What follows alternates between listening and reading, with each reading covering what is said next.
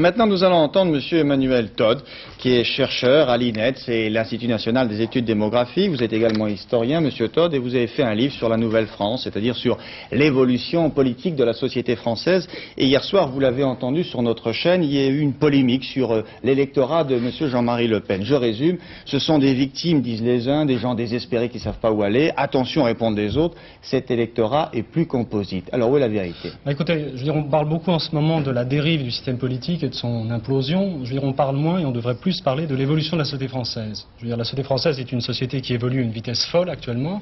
On est passé de 40% d'ouvriers à 30% en à peine une quinzaine d'années. Il y a un développement absolument prodigieux des classes moyennes salariées. Et en fait, les électeurs de Jean-Marie Le Pen, en quelque sorte, ce sont les gens qui sont pris dans une sorte de no man's land. C'est-à-dire, ce sont les jeunes des milieux populaires, ouvriers ou petits commerçants, qui n'ont pas de diplôme et qui ne vont nulle part socialement. On ne peut pas dire que ce sont des gens malheureux. Je veux dire, tout à l'heure, vous avez parlé de l'implantation du Front National dans le système politique français, au niveau des élites, des cadres supérieurs.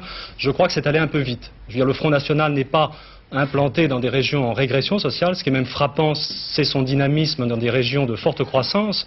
Mais je pense qu'à l'intérieur de ces régions de forte croissance, ce sont les laissés pour compte du progrès qui votent Front National. Les laissés pour compte, pourquoi ne vont-ils pas, comme leurs parents, j'allais dire, vers le Parti communiste, qui était la tradition autrefois? Eh ben, je veux dire, c'est pas, je veux dire, il y a deux crises dans la société française actuellement.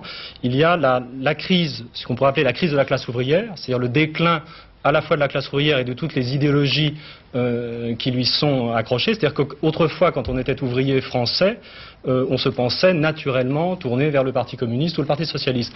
Maintenant, on cherche surtout à se différencier de ces boucs émissaires que sont devenus les travailleurs immigrés. Je veux dire, il y a une perte de conscience de classe.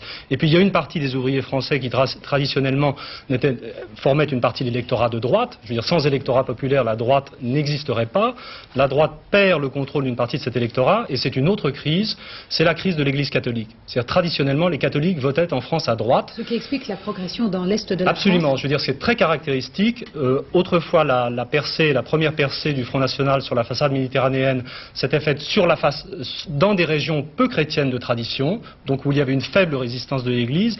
Et là, les grandes régions les plus touchées, où il y a une croissance de plus de 6% des voix, c'est la région Rhône-Alpes, c'est la Lorraine, c'est l'Alsace. Ce sont les bastions du catholicisme dans la partie est de la France. Alors, est-ce que c'est un phénomène qui peut régresser ou qui va plutôt augmenter, ou est-ce qu'il est très ancré maintenant au fond de la société française? Je ne suis pas devin, mais je pense qu'on va un peu vite quand on dit que le Front National est là pour rester. Le Front National, c'est un phénomène qui ne touche aucune des élites intellectuelles, culturelles ou économiques de la France. C'est pour ça qu'on a honte d'en parler finalement. On ne sait pas. Je veux dire, dans les milieux de journalistes, d'universitaires, on ne sait pas très bien qui vote Front National. Je veux dire, c'est un univers. Ce qui est frappant dans le phénomène Front National, c'est qu'il y a une partie de la population française qui échappe au contrôle de ces élites culturelles. Donc c'est un électorat qui peut encore revenir vers des partis politiques plus traditionnels. C'est-à-dire que tout dépend du rythme de transformation de la société française. Je veux dire, tant qu'on est à des rythmes d'élimination de la classe ouvrière de l'ordre de 10% en 15 ans, il y aura un phénomène Le Pen. Est-ce qu'il est directement lié, ce phénomène, à l'immigration ou pas?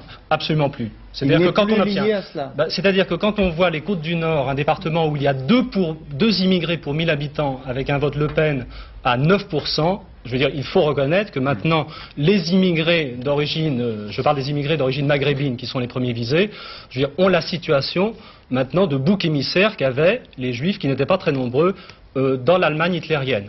Il n'y a pas de problème de l'immigration en France, il y a un problème de crise de la classe ouvrière et du catholicisme qui désorganise la droite. Est-ce que ça peut avoir des conséquences pour le deuxième tour? Où peut se diriger cet électorat? Ça, je ne sais pas. Honnêtement, le grand problème, c'est que tout le monde est très excité actuellement parce que Le Pen perturbe le résultat du deuxième tour. Mais 14% des voix, ça n'est pas le choc et la destruction de la société française. C'est très embêtant pour Jacques Chirac.